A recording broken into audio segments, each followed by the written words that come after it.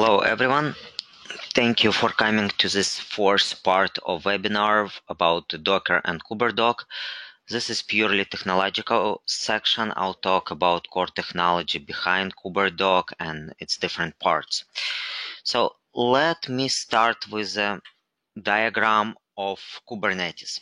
One of the main components of KuberDoc is Kubernetes orchestration platform built on top of Docker by Google and large number of other companies.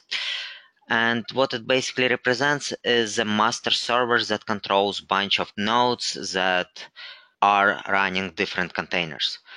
So all the containers are grouped into pods. That's a logical group of containers. And within that group, they share the same networking. And as you can see from the picture, one pod is all the containers within one pod are always on the same server.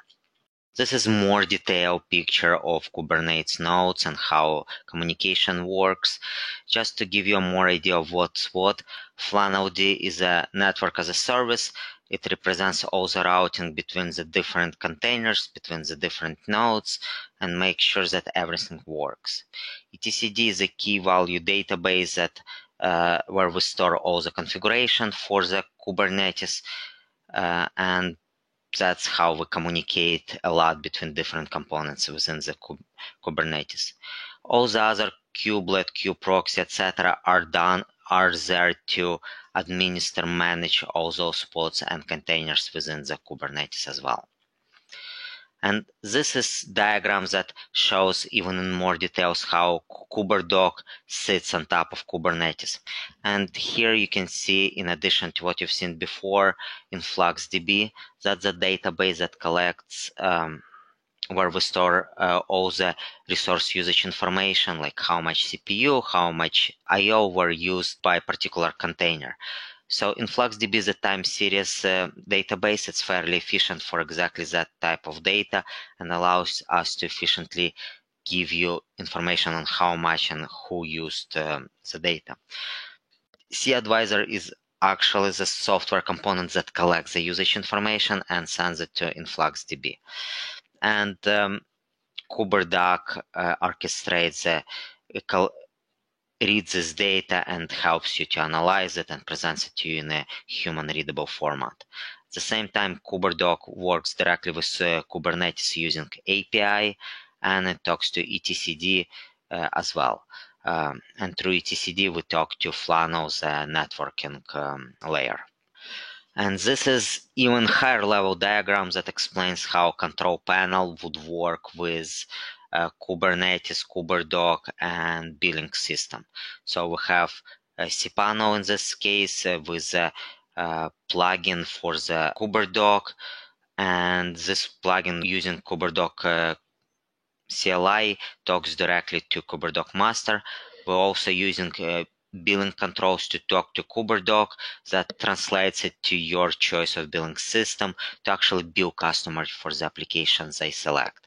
And the way we created this architecture is that it makes sure that we can make it easy for you to integrate our solution into any billing system just by creating proper API integration on the billing system side, or with any control panel just by calling the same CLI tools and utilities as we're doing with cPanel plugin.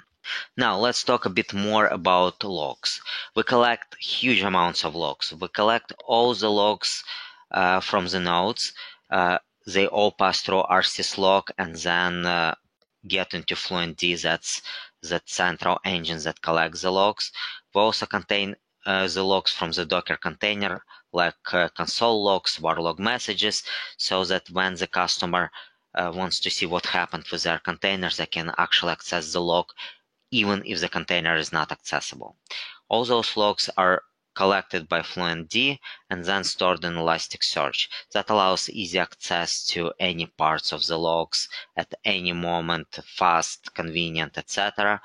Of course, we make sure that one user cannot see the logs of the other user, but that's fairly simple. Today, we don't rotate the logs. We will add the functionality to automatically rotate the logs in the future. and probably we will do it within the next 6 months. That's what we are expecting to be the log rotation time frame. And what we provide is ability to access the logs in real time, monitor the nodes and container activity, meaning that we will tell you right away if something is going wrong with the nodes. We do it by automatically analyzing all those logs that we're collecting. We give you ability to access the logs even if the node itself is down. So you get all those things right away without having anything to do. And both of those services, Elasticsearch and FluentD, are running in a clustered mode, which means that even if one of the servers where we collect the nodes goes down, you still have the other one to continue to collect it. Now, communication between the nodes. We have this huge number of components running on the KuberDoc, and I wanted to explain just few ways we communicate between them. So we have the master node in Kubernetes, which is also serves as a master node for KuberDoc. And in this case, our master uses SSH to actually talk to nodes and do stuff on the nodes that it needs to do. So we can deploy nodes, we do it through SSH, we can change the configuration, we do it through SSH, we do it all in automated fashion using SSH. We also use Kubernetes components to intercommunicate. That includes etcd, that includes Kuberservice. It includes multiple different components. Our network plugins use etcd to propagate which IP should be on which server. FlanOD, that's the software routing software as a network as a software service. It also gets all its configuration from etcd. We do run NTPD on each node that synchronizes with the master node, so that makes sure that the time on master always matches the time on the node. cAdvisor is configured. cAdvisor is a service used to collect the resource usage, and it's configured to send all the container statistics to InfluxDB, and master retrieves all the nodes directly from all the log files directly from the nodes. So it's a large number of components that talk, and sometimes they talk in different ways due to different protocols, and you should be aware of that because you don't really want to change firewall too much between different nodes unless you know what you're doing. So now let's talk about Docker images. Where do we store them? Where do we grab them? So we put Docker images in their standard location. That would be varlib, Docker graph, and then the image ID. And it has a gzipped layer and JSON config file so that it's easy to analyze. And KuberDoc supports ability to retrieve the Docker images from both version 1 and version 2 Docker registry protocol using Docker registry API. We do cache replies from the registry, so when we search the Docker Hub, we will cache the result for 4 hours. There is a way to refresh it, but it really takes a long time, so we'll make sure we cache the data and that it's fast enough for the customers when they use it. Now, OverlayFS. That's another component that's quite important. So when we talk about KuberDoc, we talk a lot about how efficient it is in terms of density, and OverlayFS is the key to that.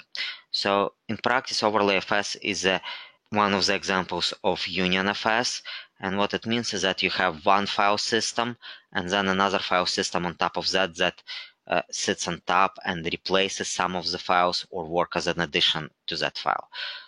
So if you think about taking two directories and copying one on top of the other. That's basically your what UnionFS OverlayFS does, but without actual copying. It's done on the file system level where the system knows, okay, check first file system and then they check the second file system. So the Docker images serve as a baseline image with all the files, and those files never change.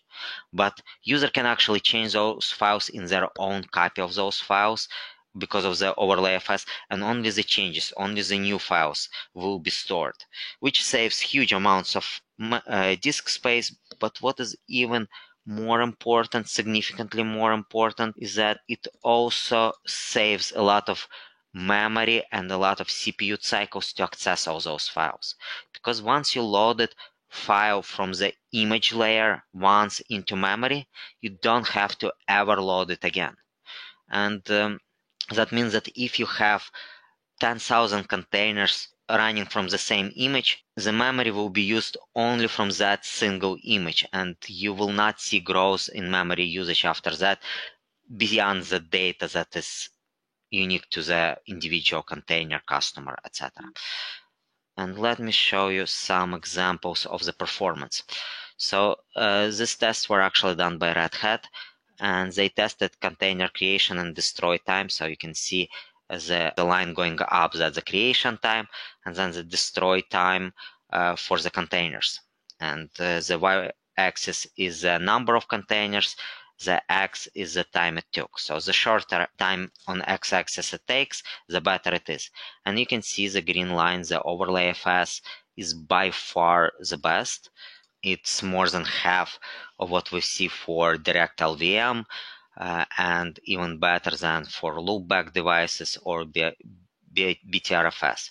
So we can create those containers much faster because we don't have to reread all this data from disk over and over again. There is more to that. This is cache using for the same operating systems. Once again, green is OverlayFS. And as you can see, green is just stopped on 1 gigabyte and never goes above that because all the data is read and it doesn't matter how many more containers you will get. It's not the case for other file systems. What will happen with other file system is that you will use as much cache as you actually can use. And the more containers you will add, the more cache you will be using. With OverlayFS, it's not a linear, it's a constant usage as long as your containers are the same. With everyone else, it's pretty much linear increase in memory usage based on the number of containers. This is a cache use for Docker.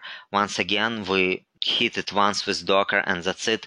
There is a constant spikes for all other file systems. So significant dominance by OverlayFS for this particular use case.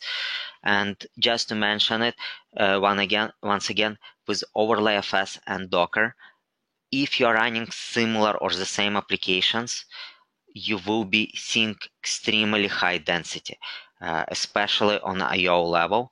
And this density will be given to you because you're saving all that huge amount of reading the disk for the same files. And what helps, even if you have different Docker images, because they often have common layers, those layers are also done using OverlayFS, so they are also don't have to be reread, and you get all those benefits over and over again. So for example, you have two different images, one for WordPress and the other one for Drupal. But what they will have in common is, for example, Ubuntu Linux distributions that sit there, and PHP and Apache, and as a result, only PHP files will be different, but not the Apache files, not the PHP binaries.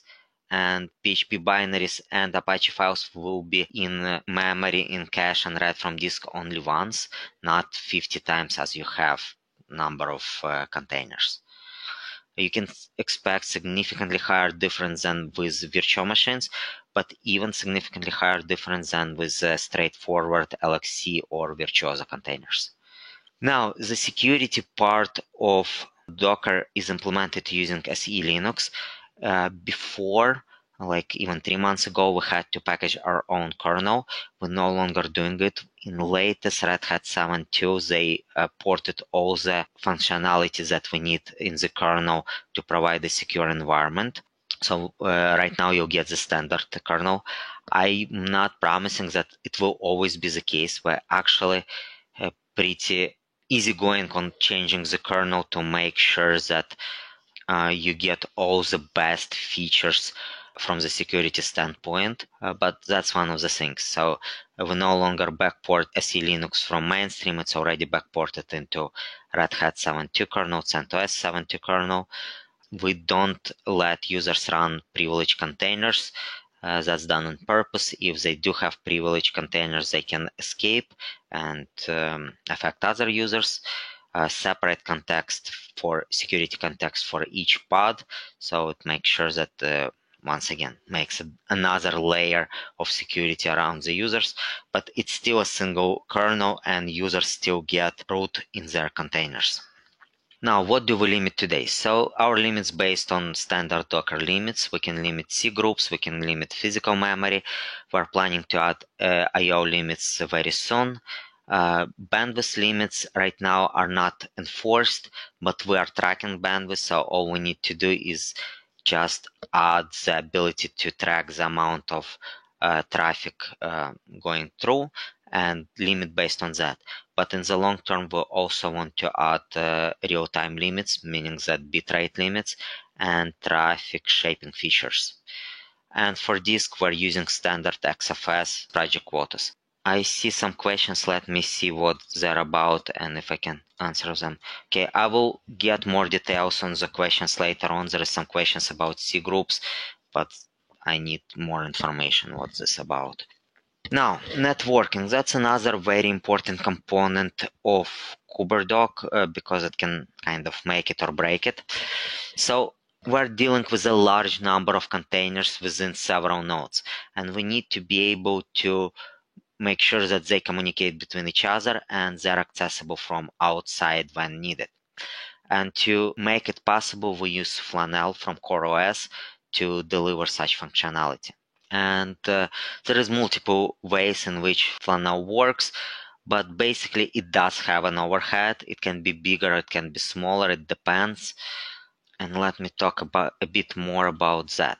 So two ways in which Flannel can work is either by using VXLAN, which is encapsulating all the packages in form of UDP packets. And that means encoding for each and every packet that is produced and then decoding it when it arrives at its destination. And then there is host GW, host gateway mode, that is pure TCP. The reason what you want to use is host gateway mode where it's pure TCP. It's extremely fast. It's pretty much no overhead at all. So if you get direct VM to VM scenario, you'll get 7.7 gigabyte per second transfer on the same exact network. If you use host gateway, you get 6. So there is an overhead, but it's rather small. If you use VXLAN, where packets actually have to be encapsulated, the speed drops by factor of 5, 4, 4.5. So significant drop in performance. So why would you use VXLAN versus host gateway? So to use host gateway, all your servers have to be within the same VLAN, which is not always achievable. If you cannot make sure that's the case, you have to use VXLAN to make sure that they are within the same scope and we can do all that stuff. Now, what we do recommend is that you use host gateway for KuberDoc platform and then use VXLAN for cPanel and other control panels to communicate with individual containers. One of the reasons for that is that we expect much less traffic between those two. Plus, quite often it will be unreasonable to expect that cPanel servers will be in the same VLAN that KuberDoc servers. And we will give you ability to pick and choose which backend you want. So one of the reasons we do need you to be within the same VLAN for your KuberDoc cluster is that we need to be able to migrate public IPs from one server to another, so we don't have to reroute traffic. Another thing that is very important is to realize that localhost is shared by all the containers within the pod. So if you have multiple containers within the pod, it's actually never leaving the node. It's never going through all those encapsulation. It can go through localhost without any overhead. And the fact that we're mapping Docker ports to a pod port to this logical group. And this works as an automatic firewall because as long as customer doesn't specify that particular port is public, it will be private by default and not accessible from outside. And that's important because today when you put this server out on internet, you do have all those ports enabled quite often. With Docker, it's nothing available until someone actually says that, yes, I want to expose this particular port to outside world. And this is how networking works when you are talking in conjunction with cPanel or any other control panel server, is that your software can communicate using internal networking that is routable only through KuberDoc cluster, and that's why you need this VXLAN for cPanel server to communicate, to be within the same IP space. And what we also give is that for web-facing applications, quite often your customers won't even need public IP because they will be able to access it, those applications, directly through their domain just by mapping it, and we're automatically configuring the proxy in the Apache on cPanel server to make sure that it is available using internal IP. And we expect that other things like Memcache, Redis, etc. will not ever have to be exposed. So KuberDoc cluster in conjunction with shared hosting might not even increase the need for public IP addresses at all, because everything will still be delivered through cPanel web server. Now, we do have another feature that is fairly important in KuberDoc, is a restart policy for containers. And we pretty much expect that people will run in always policy, where the containers will continue to restart all the time when they're needed. But we did want to provide two other options. One is on failure. It means that if job didn't succeed, the container will restart. But if it was one-time job that has to exit with exit code 0, meaning no failure, it will stop and the container will not be automatically restarted. And of course, we have the option of never, where container will never be restarted no matter what was the reason of failure. Was it the server going down, or someone stopped the container by mistake? It would never be restarted for any cases at all. Pretty much the last topic I wanted to cover was persistent storage. So there is two types of persistent storage. One is centralized network storage. You can still have the persistent storage on the local disks. We do allow that, and there is a case for that. But let's talk first about persistent storage like Ceph. That's the only central storage that we integrate today. We will have more in the future. So the reason it's good, it's centralized persistent storage. It allows you to do snapshots. It allows you to do backups, which is all convenient. For now, it's manual. You have to your own backup and snapshot solutions, but we do plan to have at least snapshot automation for containers in the future. But here's the difference between central storage and local storage for the persistence. And let me explain that there is still a difference between what user get when they just start a container and persistent storage. So when user starts the container, they can still write because of the overlay FS inside of that container, and they can write any information. But what is important to remember is that anytime this container is restarted, all the data is wiped out. It's done on purpose. That's the idea behind Docker, that the data is transient and you don't deal with persistent data unless you have to. So by default, if you create a container, the data that this container is created is transient and will be destroyed when the container stops. And that's it. There is no way around it. I mean, there is, but we don't want to change this mentality because we find it very important for a multitude of reasons. Now, you can still have persistent local disks, meaning that you can say that particular directory, say var lib mysql, will be a persistent data, and all data that is written there will persist across restarts of this container. And it's obvious why it's so important. You have a MySQL server. You might not care much about logs, though you might, and other stuff, but you don't want database to stay and not be destroyed on each time you restart the MySQL container. So you can have this local persistent storage, and we do allow for that, and it's all fine. But what you don't get with local storage versus Ceph versus centralized storage is that you don't have high availability. If that node goes down, you cannot bring up this container anywhere else until you recover this data. So typically it would mean that you wait for the node to go back to get back up and then restart this container on the same node. With Ceph, if the node goes down, you can restart the same container on another node in a matter of minutes or even seconds. You have data redundancy with Ceph. It's typically automatic data redundancy, at least 3 redundant copies, but you can kind of pick your own amount of redundancy. Here you might have redundancy only if you have RAID. Network requirements, this is where it's actually easier on local. You don't have any network requirements. With Ceph, you might want to have a dedicated networking to your Ceph storage nodes, 10 gigabyte, because 10 gigabit links, because it's a lot of data if you have active nodes. Data recovery with Ceph it's self-healing, with local it's RAID based, etc. Another limitation today is that with local, you cannot migrate pods from one node to another, which is not convenient. We're trying to remediate that as well. We will create a way to migrate it, but it never be as simple as stopping or freezing container on one node and moving it to another.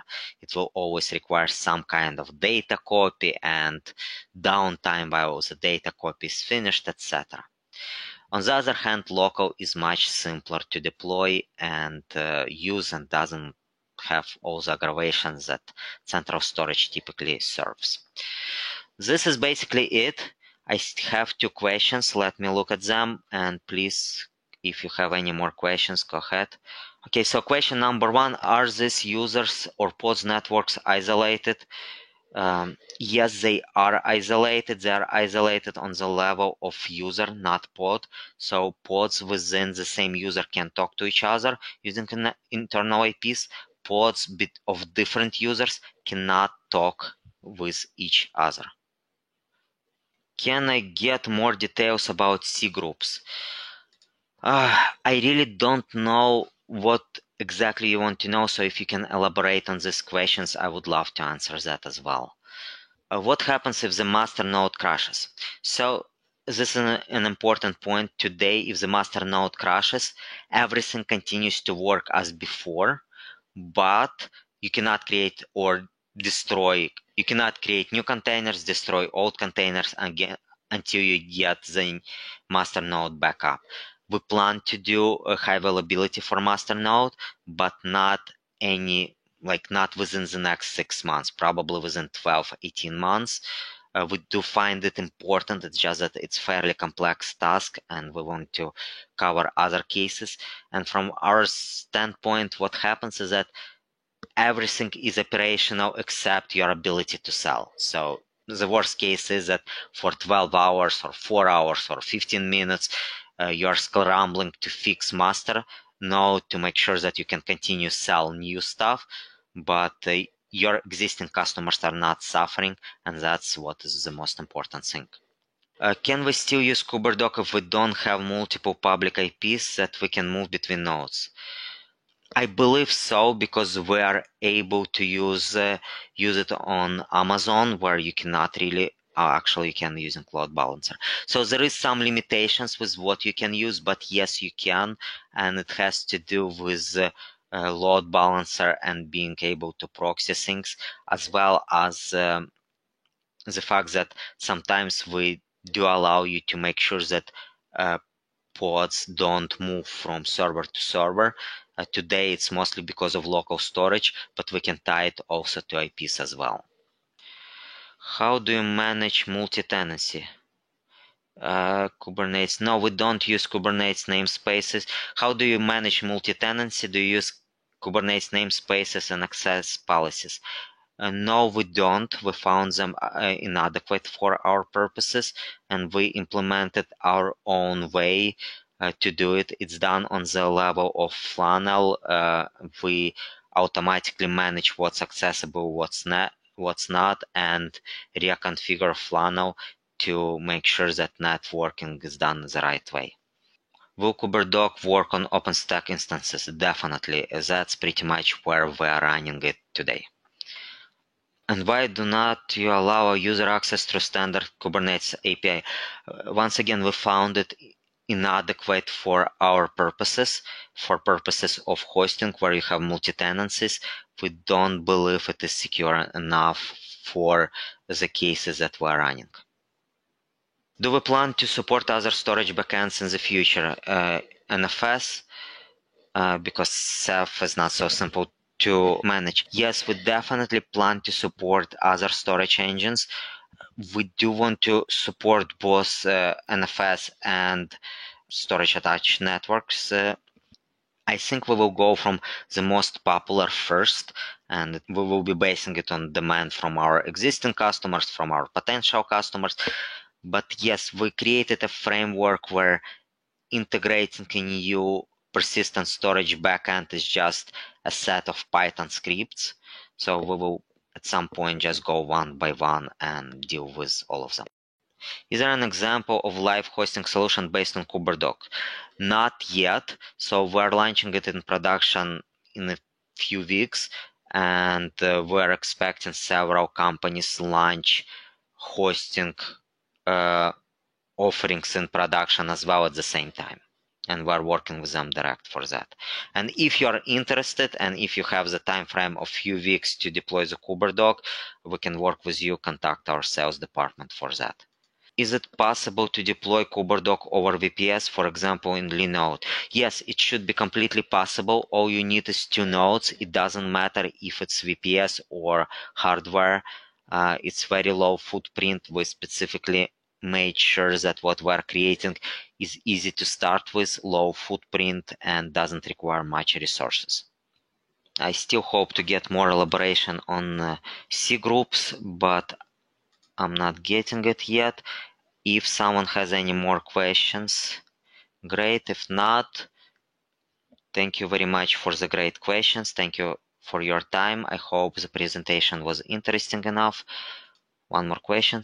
So I can deploy it for starting on 2VPS. Yes, that's correct. 2VPS is enough to deploy it.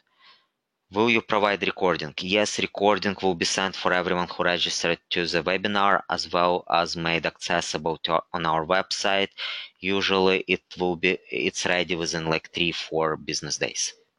Yes, we provide 24. Do you provide support for paying customers? Yes, we provide 24/7 support for our customers. Feel free to contact us at any time. Can you connect between cPanel and KuberDoc? Yes, you can. And this is how it's done. It's done using internal networking, and it can be done using whatever protocol it is. The integration itself is done using our plugin. So we created plugin for cPanel that talks directly to KuberDoc and make sure that customer can order applications, software, Docker containers directly from cPanel without ever leaving cPanel interface. When are you planning Plesk integration? So we're done with our cPanel integration, I believe, at this moment, and I expect Plesk integration to take another 2 months. Hopefully by May we should have it.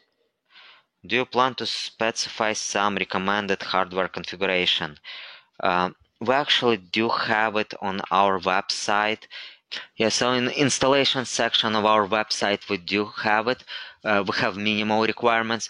The recommended requirements are much harder to come up with simply because it really depends on your cluster. Of course, if you are expecting to grow fast and a lot and put a lot of emphasis on KuberDoc, you want to use hardware servers, not VMs. But on the other hand, if you're just trying it out, you want to start with VMs and then grow. One of the really good things about KuberDoc is that it's really easy to grow by adding more nodes. And the only thing that you would need to move is master node, where you would have to give it more and more resources as you go. So maybe it always makes sense to put a master node on virtual machine and just migrate that virtual machine when needed to better hardware and give it more resources. Does it manage backups? Today we don't manage backups at all. We do expect people to do something about backups. It should be fairly simple because either you have a simple XFS file system that you can back up, or you have a CEF where you have all the abilities for snapshots, etc. But in the future, we plan to integrate ability for end user to say, I want to backup, I want such a backup schedule, etc., etc. We don't know if we're gonna do it all, by ourselves or by integrating with third-party backup providers. We're still indecisive about that, but we do plan to provide built-in snapshotting abilities.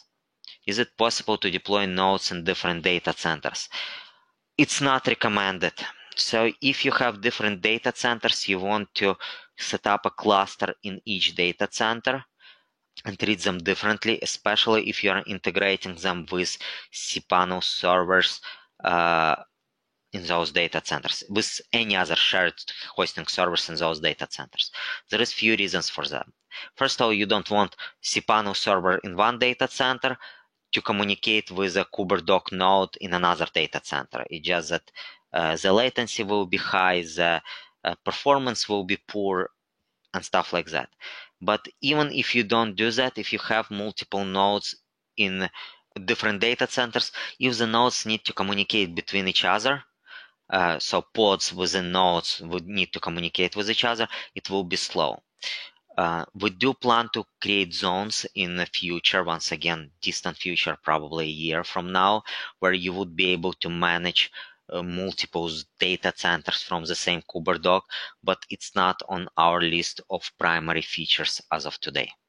Can I use container like MySQL and PHP admin with something I'm already installed? Yes, you can, and that's part of the idea that you can have shared hosting account on cPanel, MySQL on KuberDoc, like private instance of MySQL on KuberDoc, and connect your PHP files on shared hosting on cPanel servers with MySQL in the KuberDoc. Can I limit bandwidth rate per pod? Right now it's not possible. We can track traffic, we cannot limit it today. First we will limit total throughput. After that we will add limits for we will add bandwidth limits, like bitwise limits, rates for the individual containers and pods. Most likely the limit will apply to pod, not to the whole user, because user can have pods on different servers. Okay, it seems like I don't have any more questions. Thank you everyone for your time. Thank you. Bye bye.